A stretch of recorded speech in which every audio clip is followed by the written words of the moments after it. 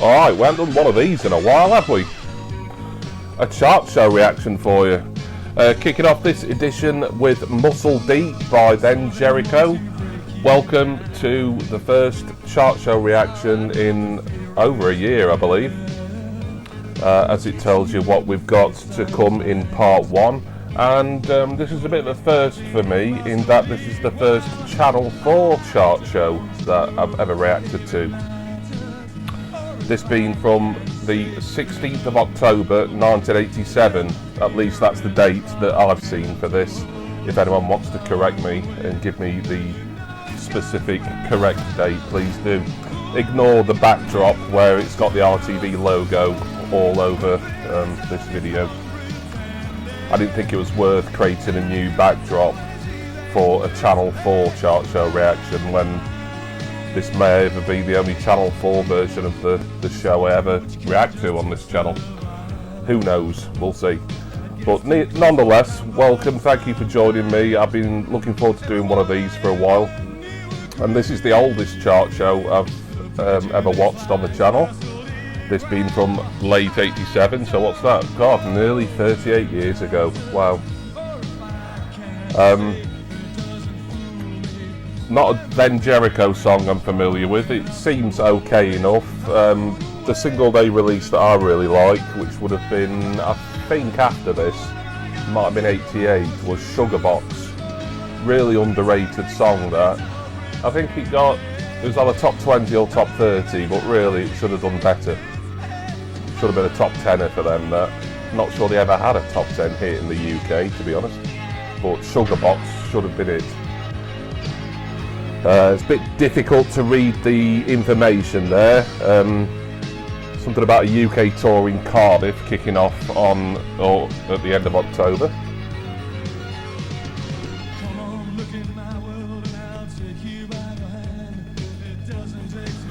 Kind of pleasant enough pop rock, really. I'm trying to remember the name of the singer. It's Mark something. I may have put it on screen, just even though it doesn't really matter, but just for my own kind of, because I mentioned that his name was Mark something, and I can give you the full name on screen.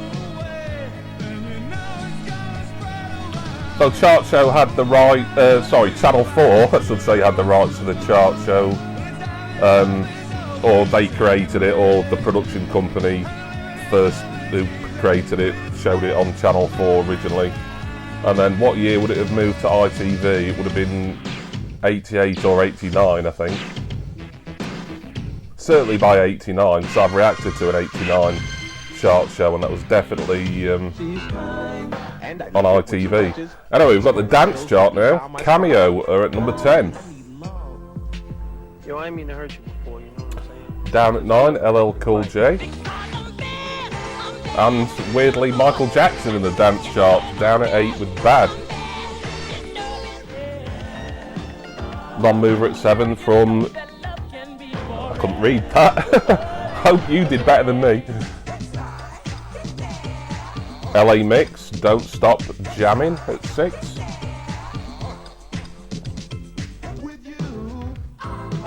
And Steve Walsh, I Found Loving, is at 5.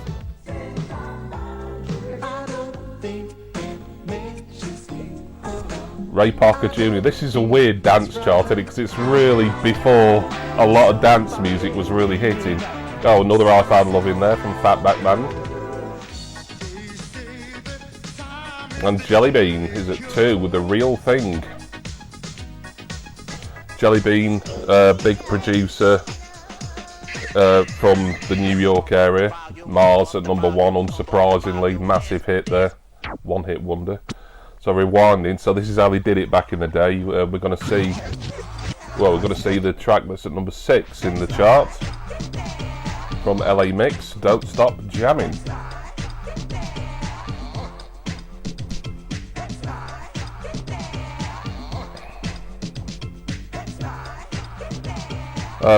The length of the video that I've downloaded in order to make this reaction video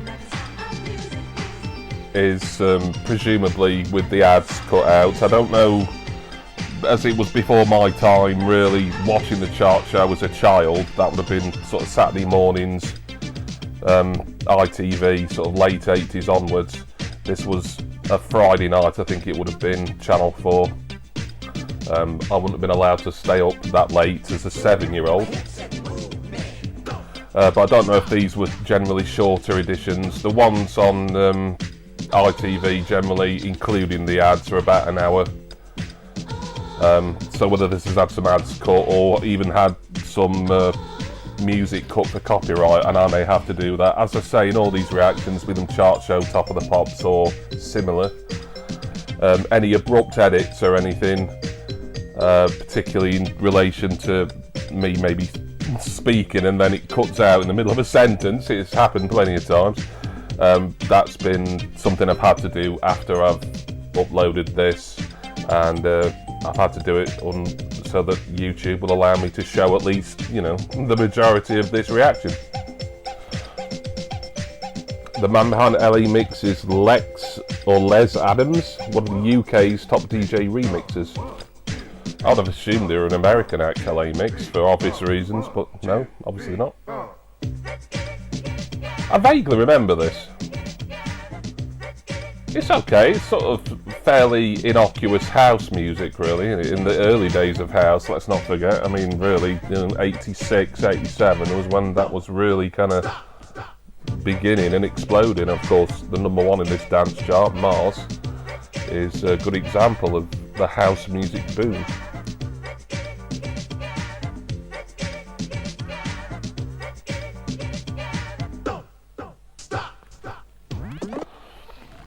Right, I think we're getting another track in the dance chart to be played, and it's going to be the one at number 2, The Real Thing by Jellybean.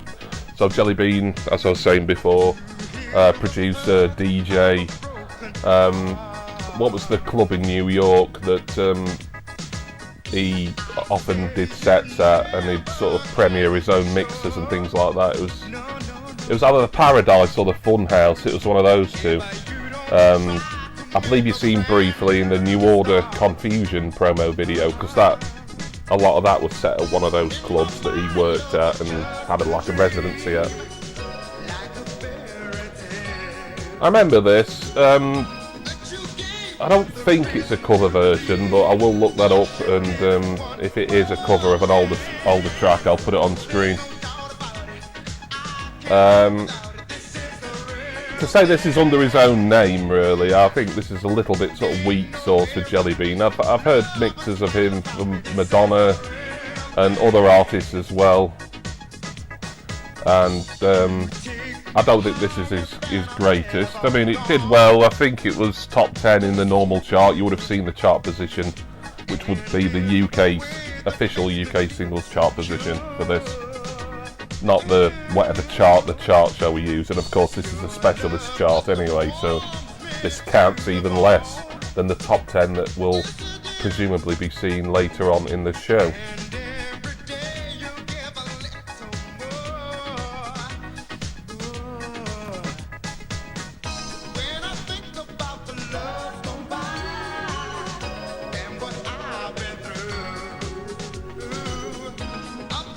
Not sure who the guest vocalist is. If I find out, I'm sure I will. Once again, I'll put it on screen. In fact, I might say here, his album Just Visiting This Planet is released on October 19th. Yeah, he's worked with Madonna, David Bowie, Freeze and Billy Joel. So a fairly eclectic group of artists that he's done production and remixes for. Stephen Dante, I think his name is. Thank you to that poster there. Yeah. So maybe I didn't put that on screen because I saw it. Decisions to be made during post-production, which is completely uninteresting to you, the viewer.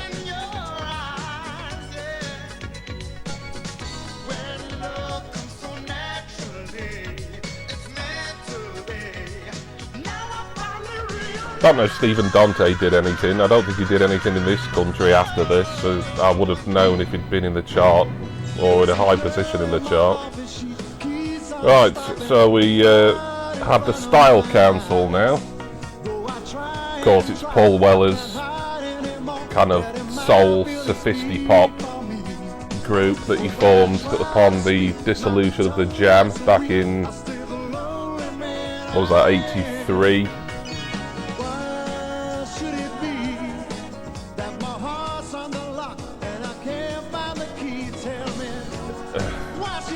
I've talked before on the channel that sophisti-pop was possibly one of my least favourite genres of the 80s. The trouble is with it, I kind of get what it's trying to do. It's sort of being soulful, jazzy, but accessible to a pop audience, a younger crowd.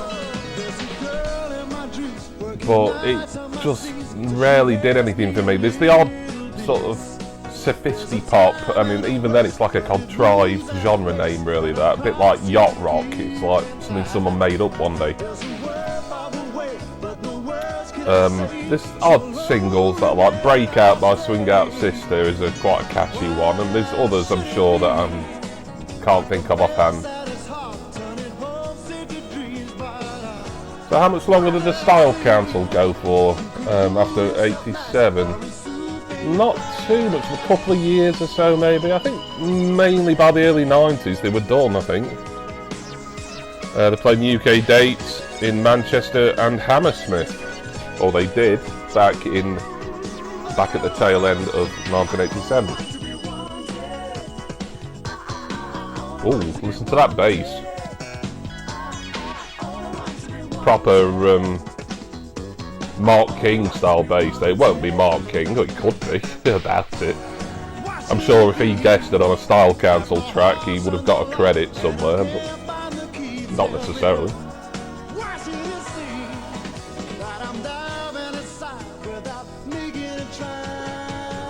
I mean, this is pleasant enough. It's just, I don't know, you'd expect with Paul Weller, well, you kind of would, with at least with the Jam being what they were in the 70s and early 80s.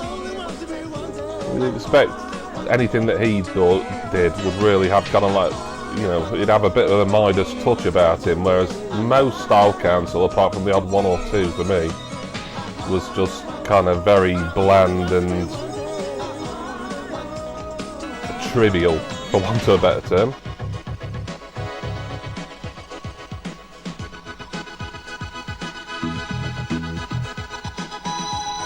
Alright, chart file update now. So we get the heavy metal chart, so what would become the rock chart or the rock singles.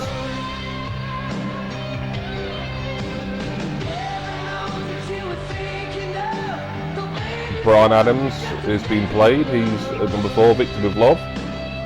And your number 1 is Crazy Crazy Nights by Kiss. We get the indie singles now.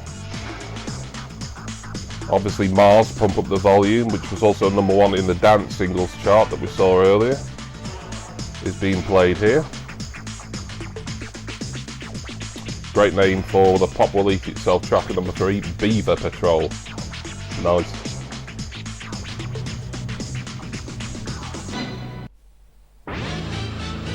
Yeah, there seems to be some cuts here and there, so this may well have been a longer edition. It's probably lasted for an hour on Channel 4 like it did on the chart show, including commercial breaks. It is a well-known track, Need You Tonight, In Excess. Wow, new release in 87. I do like this song. I like In Excess. I've got one of their albums. They're not a band who I'm interested in deep diving into. This video always annoyed me though. Let's watch a bit and see why. Yeah, it's this sort of panning and then it kind of, yeah, I don't know, there's something about this video. I think it's meant to be sort of quite kind of cleverly edited for its time, but it just sort of, it seems a bit dated really. Yeah, look at that. That's strange effects really. They're not doing anything for me. A bit of a shame because the song, I mean, this is a decent track. I mean, it was arguably In Excess's breakthrough in this country, probably. I think they'd had minor hits before this, but this certainly got top 10. Probably their first UK top 10. and presumably did well in America as well.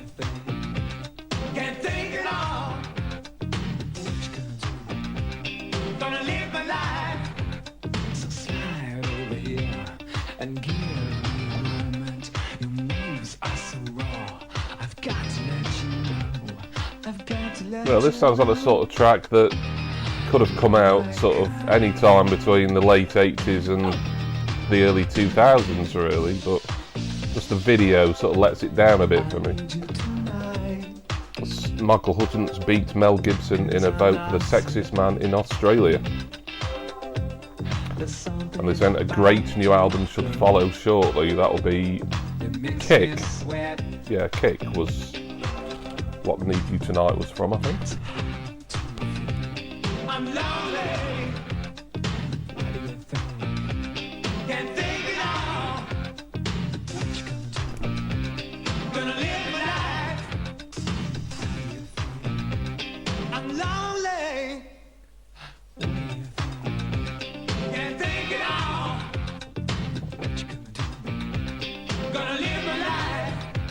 So slide over here and give me a moment. Your moves are so raw. I've got to let you know. I've got to let you know. So slide over here and give. A lot of members of INXS, isn't there? How many is there? 6? I've got to let you know. I think one of them played like the saxophone or something a lot of the time. A rough cut now, and it's Aztec Camera, deep and wide and tall. Oh. I didn't know they'd written a song about me. So yeah, rough cut. So yeah, I mean, I don't know if it's kind of more of a gimmick than anything, but they've put like a kind of production clock on it. So in other words, this is meant to be sort of fresh from the production company, straight to Channel 4. And it may need tidying up, but I'm not sure I believe that. I think it's a bit of a gimmick really, just because, oh look at this very new video we've got.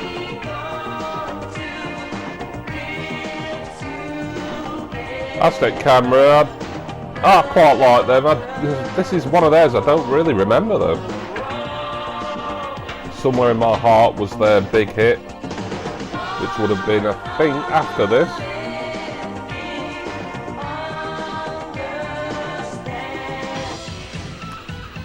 Alright, we don't get any more of that. Oh, Dream Academy, Indian Summer. Dream Academy, dream pop group, little bit art rock I think, or art pop. Nick Laird Close is the man fronting it, I think. He's gone on to do sort of a lot of film soundtrack work, certainly in recent years, and probably, you know, in not so recent years. Life in a Northern Town was their only big hit. Brilliant song that. Love Life in a Northern Town. I'll have put the chart position for this up, but I've got a feeling this did next to nothing in the chart.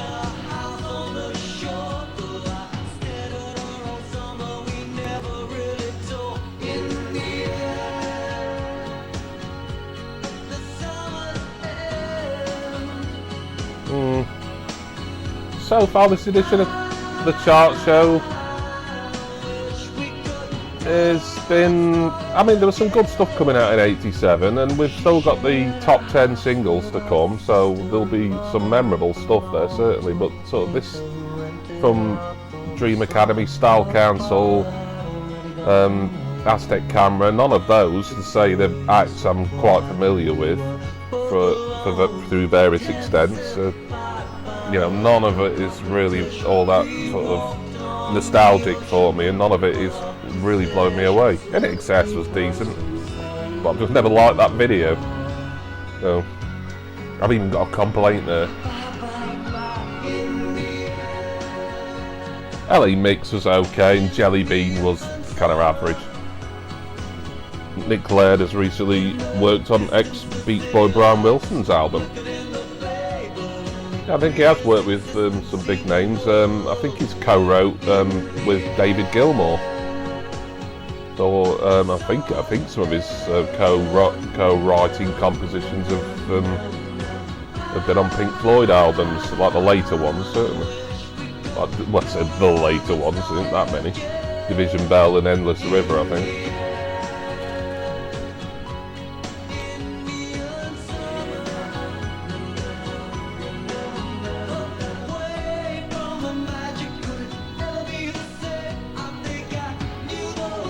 So this is inoffensive, but kind of dull. Alright, we've got another new release. Oh, it's Stevie Wonder. Skeletons.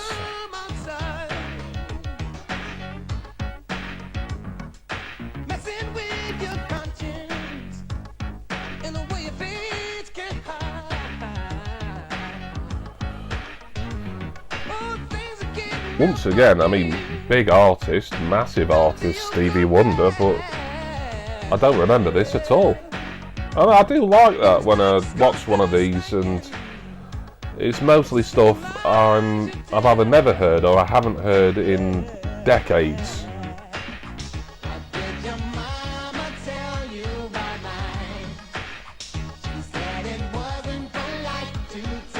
Very heavily, typically 80s synthesized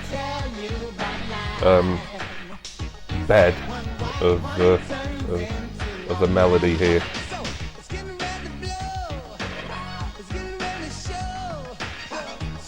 One of those melodies that you can imagine like a gangster rapper would have sampled 10 years or so afterwards, and it may well have done.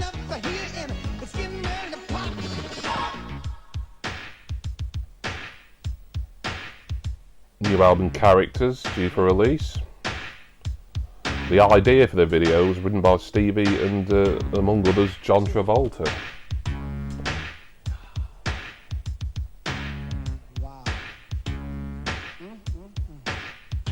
I don't think John Travolta is in this video. I think if he was, we would have spotted him by now.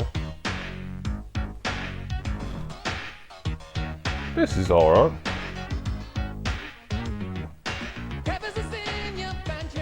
Probably one of the better songs on the show so far that's been played in full or almost in full. We didn't seem to get a lot of Aztec Camera, but I think with that rough cut section that the chart show did away with at some point.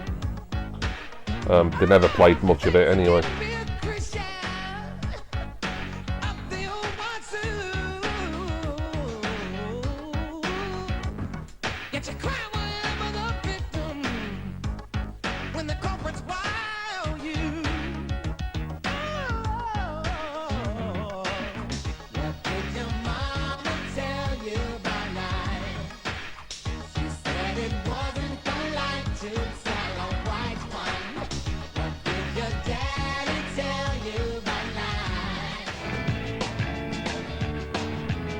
High Climber, Los Lobos, come on, let's go.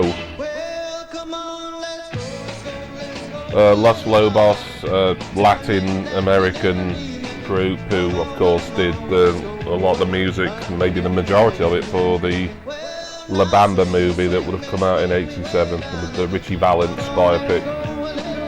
And this was a follow-up to the single of the same name, La Bamba, which was a big hit in the UK. This was at least top 20, I think. You'll have seen the chart position.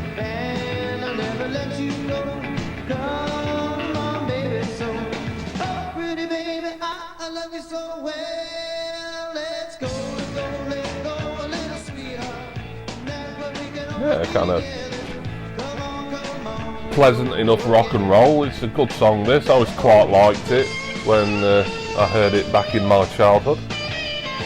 First record Richie Valens ever recorded him, and it's featured in the hit movie La Bamba. And La Bamba was #1 in how many countries was that? 20? Did I say 20 or 29? I don't know, a lot.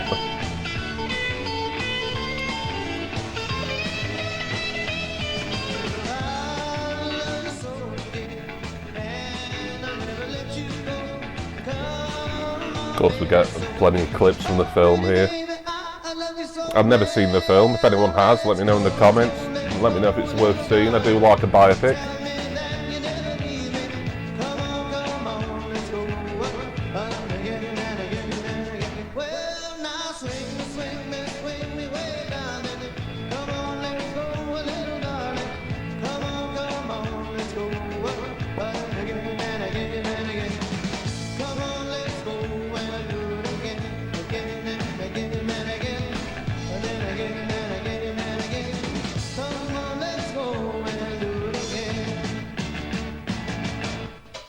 Yeah, good rock and roll cover there. Probably not an awful lot dissimilar to the original Richie Valens one. No, I enjoyed it. The top 10 singles, here we go. And up at number 10, Was Not Was, Walk the Dinosaur.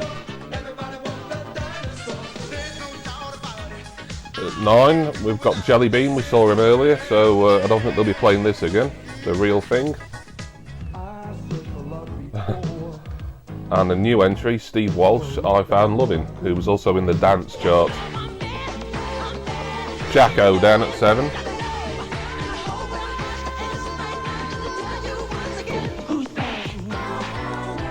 And we get another I Found Loving from the Fatback Band, they were also in the dance chart. Mars are holding at the top at the indie and dance charts, but they're down in the UK top 10. And Crockett's Theme is at number 4 from Jan Hammer. Kiss, who I believe were number 1 in the heavy metal charts, are at number 3. And Mead and Golding, I Want to Be a Drill Instructor from Full Metal Jacket, is at number 2. Right, so we're going to rewind and play. Oh well, it looks like we're getting the number 3 song in the charts, Crazy Crazy Nights by Kiss, the non-face paint era.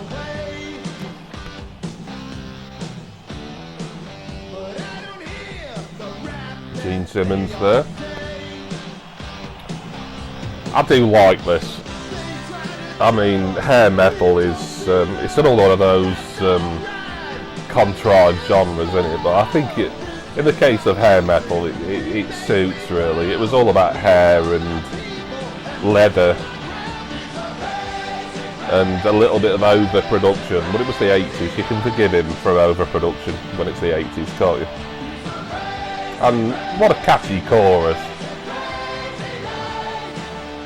Certainly Kiss's biggest hit in the UK. I know they had one a few years later in the early 90s, God Gave Rock and Roll to You, which is a cover version, isn't it? That did pretty well, but I think this did better. And probably deservedly so.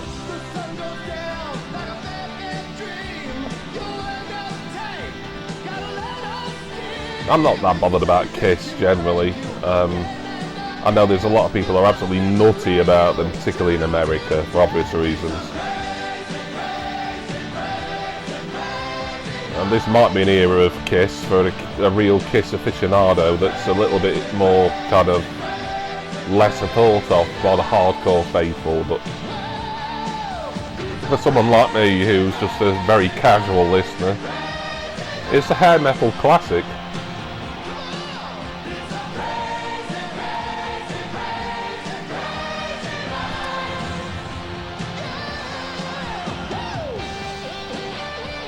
Yep, obligatory indulgent guitar solo now.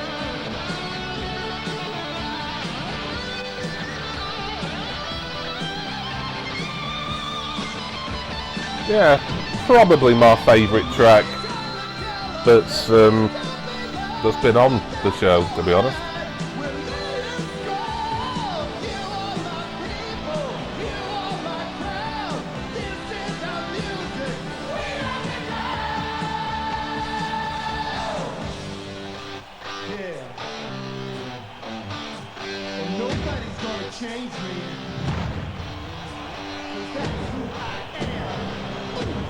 Great pyro on stage there, although Rammstein would really have that market sewn up when they came along the following decade. I do speak with some bias there, obviously.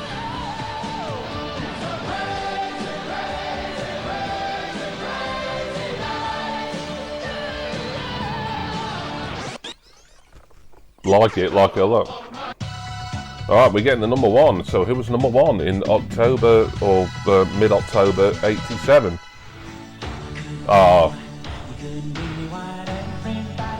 Well, it's not one of Martin Harris's favourite songs, but it's one of mine. Love this. You Win Again, the Bee Gees. Massive comeback for the Bee Gees. after a lot of years, really since the late 70s, when they'd had their disco period, and they kind of, you know, you couldn't really buy a hit until You Win Again, and the accompanying album, which was ESP, I think.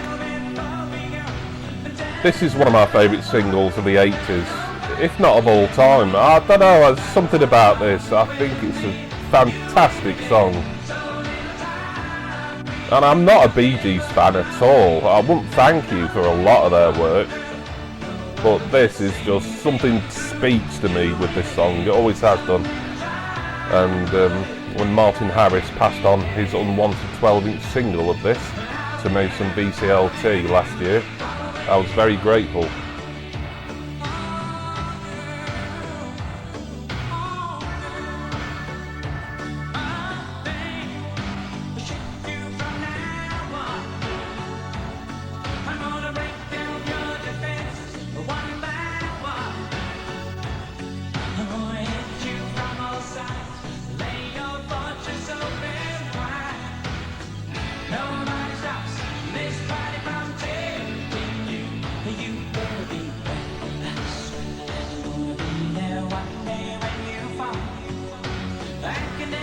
I love it's the simple drums, but it just works, just pound, pound, pound. And yeah, the production, it's very of its time, there again, it's sort of atypically 80s really, but it's a quality song, you know, you can tell that. You know, if this was covered or done acoustically or whatever, like the demo version, you know, you can probably hear the quality in it from day one really.